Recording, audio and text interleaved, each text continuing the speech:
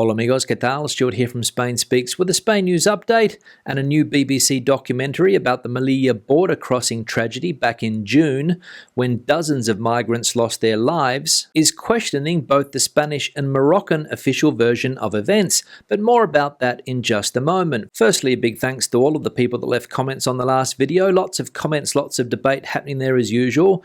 Thanks to people that supported the channel through a donation or by buying me a beer or a coffee or through the new super thanks option. Many thanks for that. And thanks to all my patrons on Patreon for your ongoing support. Now, let's get into the news. And as I said, a new BBC documentary about that tragic day back in June when dozens of migrants trying to cross the border from Morocco into Spain died has thrown into doubt the official versions from both countries of what happened on that tragic day. As we can read here, Death on the Border, the BBC documentary that contradicts the official version of the tragedy at the Melilla fence. The official versions given by the Moroccan government and the Spanish Home Ministry continue to sow doubts. The latest to investigate what happened at the border between Morocco and Melilla on the 24th of June was a BBC team who, in their documentary Death on the Border, not only recovered dozens of images from that day, but also corrected the number of victims. It adds one more death to the official 23 and adds 70 people missing, a line that has already been followed by some NGOs and has been questioned by both the Ombudsman Ángel Gabilondo and the Public Prosecutor's Office.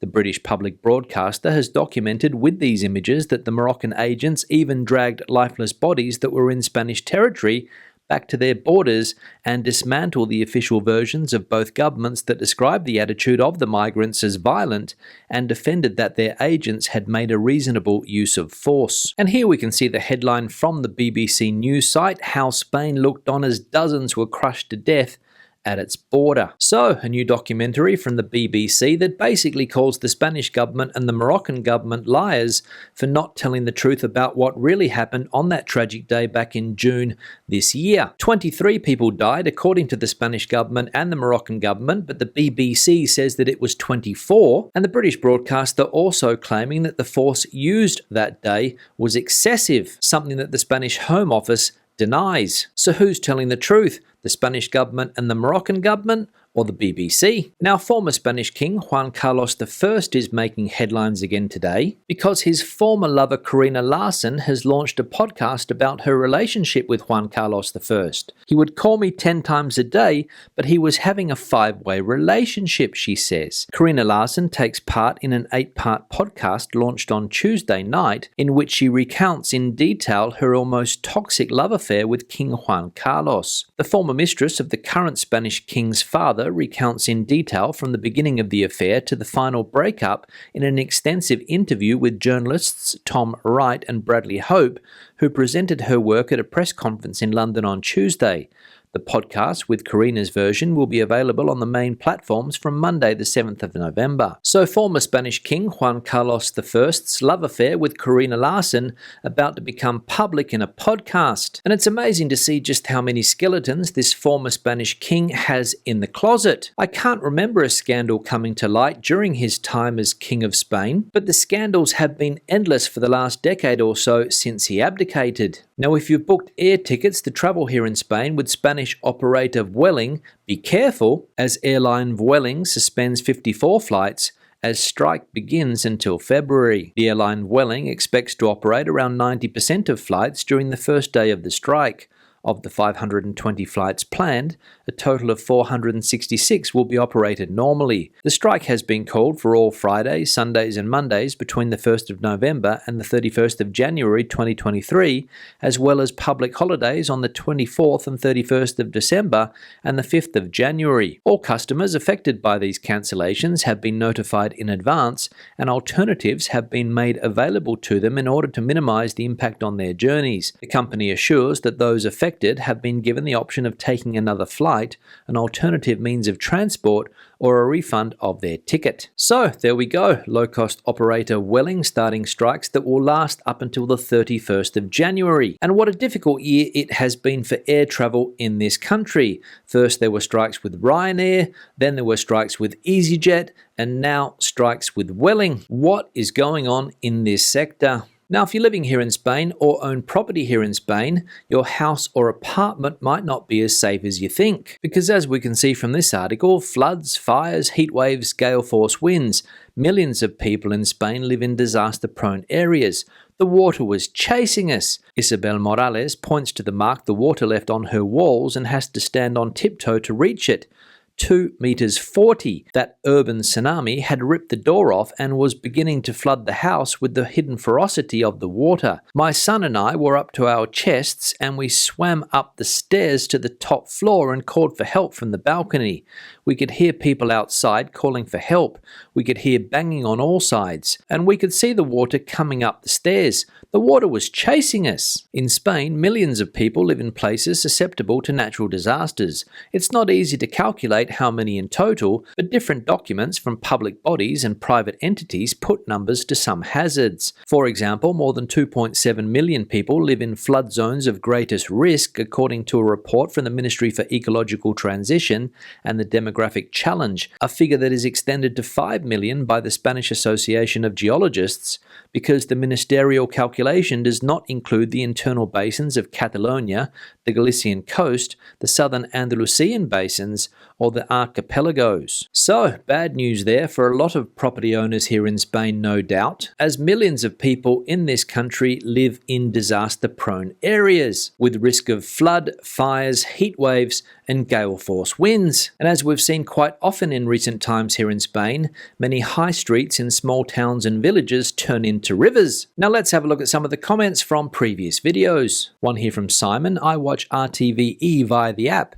Doesn't need a VPN most of the time, otherwise I use NordVPN. Yes, Simon, thanks for the comment, and replying to another comment from somebody that was asking about the best VPN so that they can watch Spanish television in the UK. As we know, a lot of international content on the internet is geo-blocked, meaning that you can't watch it in certain countries. For example, content on the BBC iPlayer is very difficult to watch here in Spain unless you have a VPN. Because what a VPN does is that it allows you to connect to the internet using an IP address in the country where you want to watch the content. And websites like BBC iPlayer think that you are connecting from the UK even though you are here in Spain. So a good idea to get a VPN if you want to watch content from other countries, and the one that comment mentions there, NordVPN, is the one that I use and recommend also. One here from Virginia regarding mortgage payments going up. Are the mortgages in Spain variable rate mortgages? Are they not fixed rates? Yeah, Virginia, thanks for the comment and good questions. Are interest rates on mortgages here in Spain normally set at fixed rates or variable rates? And I think the answer to your questions is it depends. Up until recently, when interest rates were low, and let's be honest, they were low for a long time, a lot of people chose variable interest rates. However, in recent times, and with all the problems that we currently have in the world, I imagine that most people are getting fixed interest rates here in Spain. Banks here will always give you a choice, but it's up to the individual to take the best decision. But unfortunately, and as we know, not everybody takes the correct decision, and now people with variable mortgage rates are suffering the consequences. One here from Welsh Toto: I have no idea what the Foreign Office is thinking with BS like that. They should take a walk into Birmingham city centre on a Friday or Saturday night. It's a seething mass of drunken violence, and it's the same in every UK town and city. Spain is 100 times safer. Yeah, Welsh Toto, thanks for the comment, and related to an article that we saw the other day about how the British Foreign Office is warning people about coming to Spain because there is a risk of civil unrest and disturbances. There have been a few protests recently, especially in cities like Madrid, because as we know, Madrid, the capital of Spain, is where people come to protest and demonstrate, but I haven't heard anything about violent demonstrations. But maybe the Foreign Office in the UK knows something that I don't know, and that's why they are warning people. Is Spain heading towards widespread civil unrest? I don't know, but I hope not. One here from Alberto regarding the Spanish word quincena. It means a period of 15 days, as Estuardo says, but it can also be 15 elements of any item, not necessarily days. For example, Estuardo bought a quincena, 15 of buñuelos yesterday. A decena is 10, a docena is 12, and a quincena is 15 days or whatever. Yeah, Alberto, thanks for the comment, and this is a word that popped up in my Spanish word of the day segment that I have during my live streams. streams every Tuesday, Thursday and Sunday, the word quincena, which means a 15-day period. But, as Alberto points out, it's not only related to periods of time. In fact, it can be used whenever you have a quantity of 15 items. And the other words they use in Spanish for numbers, for example, 10, decena, 12, docena, and 15, as we saw, quincena. So thanks, Alberto, for the correction. And finally, one here from Outdoor Chilled at minute 8:58. Renting is going crazy in Catalonia. I was applying for a rental in Terrassa, 470 euros per month at an agency, and was denied since my salary, 1,600 after tax, was not sufficient. Never experienced this before in 10 years in Catalonia. Usually they didn't care, as long as you paid your rent. The Outdoor Chilled, thanks for the comment, and also related to an article that we saw recently in a live stream. In fact, I think it was in yesterday's live stream, about how rents in some cities here in Spain have gone up so much that people just can't afford to rent anymore. In fact, here's the article in question. Renting is already financially unaffordable in half of the Spanish provinces. And basically the article talks about the fact that in some of these provinces here in Spain, rent prices are more than 30% of the average person's salary. So very difficult nowadays for a lot of people to find affordable rental accommodation in this country. And sorry to see, Outdoor Chill, that rental agency turned you down, and I hope that you have managed to sort that problem out. On that note, I'll wrap the video up. Questions and comments, please leave them in the section below. Debate the video out as you normally do. Give it a thumbs up if you liked it, thumbs down if you didn't. I'll see you in the next one. Hasta luego.